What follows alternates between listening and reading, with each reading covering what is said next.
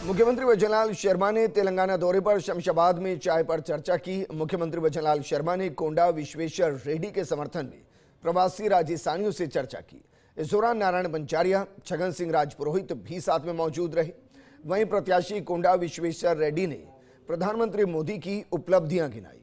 तेलंगाना दौरे पर मुख्यमंत्री भजनलाल शर्मा ने संबोधित करते हुए प्रधानमंत्री मोदी के विजन की जमकर सराहना की।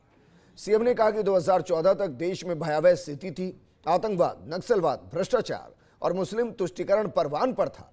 आज 2014 के बाद के भारत को देखिए। बाबा साहेब अंबेडकर तक को कांग्रेस ने जलील किया। वल्लभ भाई पटेल को भी कांग्रेस के लोग भूल गए। कांग्रेस को सिर्फ एक परिवार ही याद आता है। उन्हें राष्ट्र ही नहीं, परिवार की चिंता है। मुख्यमंत्री भजनलाल शर्मा ने कहा कि गरीबी हटाओ का नारा देते हैं, लेकिन गरीब से कोई वास्ता नहीं रखते। पहले हर किसी आतंकवादियों द्वारा विस्फोट होता था, आज कहीं आतंकवादी दिखते हैं क्या? एक घटना की थी जिन्हें अंदर घुसकर मारा था। मुख्यमंत्री ने तेलंगाना दौरे पर कमल का फूल खिलाने की अपील की। देश के अंदर आतंकवाद पनप रहा था, देश के अंदर नक्सलवाद पनप रहा था, आए दिन भ्रष्टाचार की कहानियां हो रही थी। और भ्रष्टाचार ही भ्रष्टाचार नहीं।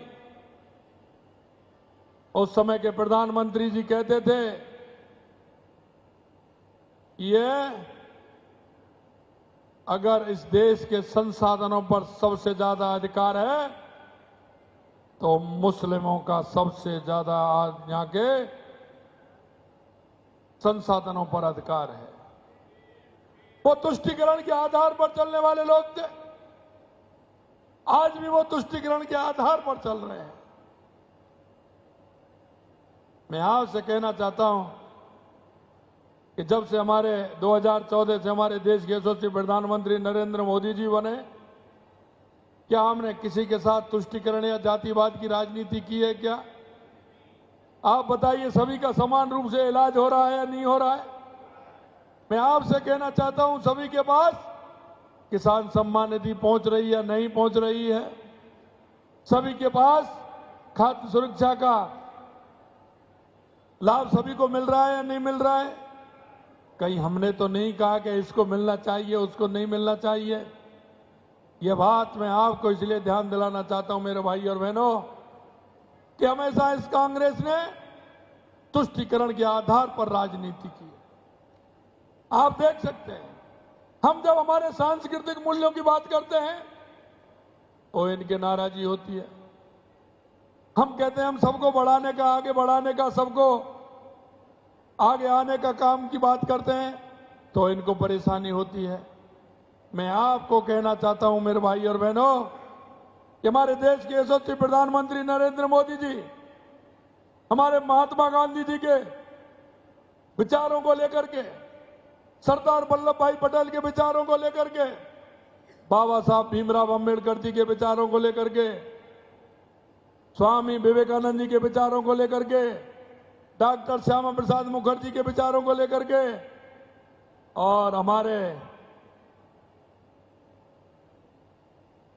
पंडित दीनदयाल उपाध्याय जी के अंत्योदय के विचारों को लेकर के चलने वाले अगर कोई इस देश में है तो वो देश के यशस्वी प्रधानमंत्री नरेंद्र मोदी है। तेलंगाना के मलकाजगिरी लोकसभा क्षेत्र में प्रवासी भारतीय सम्मेलन का आयोजन किया गया। मुख्यमंत्री भजनलाल शर्मा ने सम्मेलन को संबोधित किया। इस दौरान बीजेपी नेता राजेंद्र राठौड़, देवस्थान बोर्ड अध्यक्ष ओम प्रकाश भड़ाना मौजूद रहे। प्रत्याशी एटला राजेंद्र, बीजेपी नेता एस मल्ला रेड्डी, पी विक्रम रेड्डी समेत अन्य नेता मौजूद रहे। इस दौरान भजनलाल शर्मा ने कांग्रेस पर जमकर निशाना साधा। मेरे भाई और बहनों, इतनी बड़ी संख्या में हमारी माता बहनें आई हैं। मैं सिर्फ आपसे इतना निवेदन करना चाहता हूं कि हे मेरे मुल्क के मालिक, आप अपनी मेहनत से, अपनी परिश्रम से आपने कहीं भी जाएं, आपने अपना स्थान बनाया है, अपने स्थान बनाया है। मुझे विश्वास है जितने भी लोग हैं, चाहे हमारा राजस्थान हो, चाहे गुजरात हो, हरियाणा हो, उत्तर प्रदेश हो, मध्य प्रदेश हो, मुझे पता है यहाँ आकर के भी मैंने सुना है आप समाज सेवा में और सामाजिक सरोकारों में बढ़ चढ़ के हिस्सा लेते हैं, बढ़ चढ़ के हिस्सा लेते हैं। चूरू के शहर में पंकज सर्किल पर अपनी सखी पुलिस टीम की सक्रियता के चलते बड़ा हादसा होने से टल गया। सिलेंडर में आग लगने पर मौके पर हड़कंप मच गया, लोग इधर उधर भागने लगे। मगर इसी दौरान अपनी सखी टीम की एएसआई बेजूलाल अपनी टीम के साथ गश्त कर रहे थे, जिनकी नजर सड़क पर इधर उधर भाग रहे लोगों पर पड़ी। उन्होंने तुरंत अपनी टीम के साथ मौके पर पहुंचकर आग से धधक रहे सिलेंडर पर गीला कपड़ा डालकर आग पर काबू पाया। घटना की जानकारी का पता लगने पर सामने आया कि पंखा सर्किल के पास श्यामपुरा निवासी प्रताप सिंह की किराने की दुकान है, जिस पर स्टाफ के लिए चाय बनाने के दौरान सिलेंडर और चूल्हा रखा हुआ था और इसी दौरान सिलेंडर लीक हो गया, जिससे सिलेंडर और चूल्हे दोनों में आग लग गई। एसपी ने ASI Bejulal, head constable Lakshmi, constable Sharda, Draupadi, Shabnam और ड्राइवर नीरज को सम्मानित किया। एक जगह बड़ी भयंकर आग लग गई थी सिलेंडर में, जिसको ये हमारी जो टीम है 1090 की तुरंत ही मौके पर पहुंची और वहां पे जाके एक बड़ी दुर्घटना होने से बचाया और आग पर तुरंत इन्होंने काबू पाया, जिससे एक बहुत बड़ी घटना जो हो सकती थी उसको टाला गया है। और ये इस त्वरित कार्रवाई के लिए और कोई बड़ी जनहानि या कोई किसी की हानि होने से बचाने के लिए इनको सम्मानित किया गया है, कि ताकि ऐसे ही तत्परता से काम करते रहे सभी, और कोई भी घटना हो रही हो उसके अंदर तत्परता से मौके पर जाएं और उसका निस्तारण करें ताकि लोगों को रिलीफ मिल सके। सहायक अभियंता सिविल भर्ती परीक्षा 2022 में फर्जीवाड़ा करने से जुड़े प्रकरण में पहली जमानत हुई है। परीक्षा में डमी कैंडिडेट बिठाने के आरोपी झुंझुनू के मंडावा मोजावास के रहने वाले मूल परीक्षार्थी इंदिरा सिंह को हाईकोर्ट से जमानत मिली। मामले में अभियुक्त को हाईकोर्ट जस्टिस उमाशंकर व्यास की एकल पीठ ने जमानत दी। आरोपी पक्ष की तरफ से पैरवी कर रहे एडवोकेट अजीत कस्बा ने बताया कि आरोपी ने एईएन भर्ती का लाभ नहीं लिया, आरपीएससी ने इसका चयन रद्द कर दिया था, जिसके चलते हाईकोर्ट ने जमानत दे दी। दरअसल आरपीएससी ने डमी अभ्यर्थी बैठाने के आरोप में 28 फरवरी को एसओजी एटीएस में एफआईआर दर्ज करवाई थी। इसके बाद उसे एसओजी ने गिरफ्तार कर लिया था।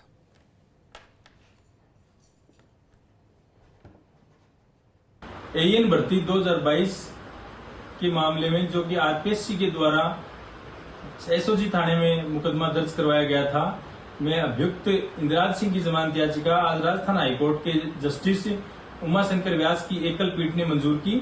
संभवतः चार्जशीट से पहले एसओजी के प्रकरणों में जमानत स्वीकार की का यह पहला प्रकरण है। नाहरगढ़ बायोलॉजिकल पार्क जयपुर से नर भालू अभेड़ा बायोलॉजिकल पार्क कोटा लाया गया। जयपुर से आए मेहमान नर भालू की आवाभगत में अभेड़ा बायोलॉजिकल पार्क कोटा का स्टाफ जुट गया। करीब 3.5 साल की उम्र के इस भालू का नाम गणेश है और पार्क में पहले से रह रही मादा भालू रिद्धि के साथ अब इसका जोड़ा बनाने के प्रयास होंगे।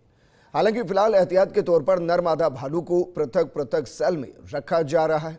गणेश के डाइट चार्ट में शहद, सत्तू के अलावा आधा किलो फ्रूट, 1.25 किलो आटे की रोटी, 3 लीटर दूध और ड्राई फ्रूट आइसक्रीम दी जा रही है। कोटा लाए गए इस नर भालू का नंबर 2020 को जन्म जयपुर के नाहरगढ़ बायोलॉजिकल पार्क में हुआ था। 2 litre milk per day with ice cream, उसके साथ 1.5 kg आटे की जो चपाती उसको देनी है और 100 ग्राम उसको हनी देना है। उसके अलावा सत्तू खिलाना है और 1/2 kg फ्रूट भी उसको पर डे दिया जाएगा। खबर सीकर से है, जहां फतेहपुर शेखावाटी तहसील कार्यालय में एसीबी ने एक महिला पटवारी को रिश्वत लेते रंगे हाथों गिरफ्तार किया। एसीबी के उप अधीक्षक रविंद्र सिंह शेखावत ने बताया कि उदनसर ग्राम पंचायत की हल्का पटवारी निकिता ने जमीन के विरासत नामांतरण के एवज में 3000 रुपए की रिश्वत मांगी थी, जिसकी शिकायत पर ट्रैप की कार्रवाई करते हुए निकिता कुमारी को 3000 रुपए की रिश्वत लेते दबोचा गया। आपको बता दें कि पिछले 1 साल में फतेहपुर के अंदर एसीबी की ये चौथी कार्रवाई है।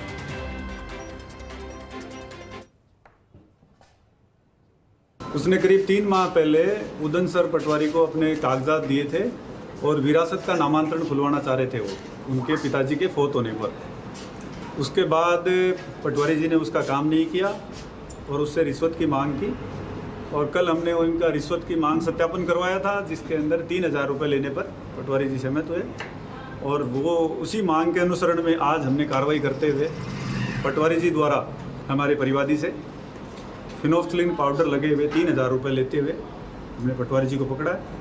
रिश्वत राशि बरामद हो चुकी और हमारी अग्रिम कार्रवाई जारी है। 12 कोतवाली थाना पुलिस ने कलयुगी हत्यारे बेटे गजेंद्र गौतम को गिरफ्तार किया है। आरोपी ने देर रात नाकोड़ा कॉलोनी में अपने ही बुजुर्ग माता पिता की धारदार हथियार से वार कर हत्या कर दी। हत्या के बाद आरोपी युवक ने कोतवाली थाने में सरेंडर करने पहुंच गए। बेटे गजेंद्र गौतम ने संपत्ति के विवाद के चलते अपने माता पिता को मौत के घाट उतार दिया। फिलहाल आरोपी कोतवाली थाना पुलिस की गिरफ्त में है। सीआई रामविलास ने बताया कि आरोपी को न्यायालय में पेश कर पीसी रिमांड मांगा जाएगा। हनुमानगढ़ टाउन में भारतमाला रोड पर 2 ट्रकों के आमने सामने की भिड़ंत के बाद दोनों ट्रकों में आग लग गई, जिसके बाद कैबिन में फंसने से एक ट्रक के चालक की जिंदा जलने से मौत हो गई। वहीं दूसरा चालक मामूली रूप से घायल हो गया। दुर्घटना की सूचना मिलने पर टाउन पुलिस मौके पर पहुंची और दमकल की सहायता से दोनों ट्रकों में लगी आग पर काबू पाया गया। साथ ही कैबिन में फंसे चालक को निकालकर जिला चिकित्सालय पहुंचाया गया, जहां चिकित्सकों ने ट्रक चालक को मृत घोषित कर दिया। टाउन थाना अधिकारी रामचंद्र के अनुसार एक ट्रक रॉन्ग साइड से जा रहा था, जिस वजह से दुर्घटना हुई। थाना अधिकारी के अनुसार मृत ट्रक चालक की शिनाख्त के प्रयास किए जा रहे हैं। सूचना मिली थी कि भारतमाला पर 2 ट्रक आपस में भिड़ गए और जिनके ट्रकों में आग लग गई है, जिस पर मौके पहुंचे तो पूरा स्टाफ पहुंच चुका था। वह एक बॉडी है जो एक कैबिन में फंसी हुई है, जिस पर दोनों ट्रकों को अलग किया जा रहा है। एक ट्रक अलग किया जा चुका है तो दूसरी बॉडी निकालने का प्रयास करके हॉस्पिटल भिजवाई जा रही है। ट्रक खाली था और एक ट्रक में टाइल भरी थी। टाइल भरा हुआ ट्रक इधर बीकानेर साइड से आ रहा था और सामने वाला जो खाली ट्रक था वो रॉन्ग साइड से आ रहा था, जिससे दोनों आपस में एक दूसरे से भिड़ गए। चिकित्सा विभाग की तरफ से जोधपुर में एक लैब को सीज किया गया है। टीम को लैब में कई खामियां मिली। अधिकारियों का दावा है कि जिले में लैब पर कार्रवाई का सीज करने का ये पहला मामला है। जोधपुर शहर के सीएमएचओ डॉक्टर एस शेखावत ने बताया कि डिप्टी सीएमएचओ महेंद्र सिंह सहित विभाग की टीम ने रेजिडेंसी रोड पर संचालित एंडोक्राइन लैब सीज की कार्रवाई की। विभाग को इस लैब को लेकर कई बार शिकायत मिली थी। टीम ने अचानक लैब में दबिश दी और व्यवस्थाओं और स्टाफ की जाँच की। अधिकारियों ने बताया कि जांच में सामने आए कि लैब में क्वालिटी वाइज रिपोर्ट नहीं मिल रही। इसके साथ ही यहां पर प्रशिक्षित स्टाफ के स्थान पर स्टूडेंट्स काम कर रहे हैं। यहाँ पे एलर्जी के टेस्ट वगैरह सही नहीं किए जाते हैं। सीएमएचओ साहब ने टीम बना के यहाँ इंस्पेक्शन के लिए भेजा था 23 तारीख को। उस टीम ने जो निष्कर्ष निकाला, उस निष्कर्ष के हिसाब से यहाँ पे काफ़ी अनियमितताएं पाई गई थी। उसके लिए आज इसको सील किया गया है।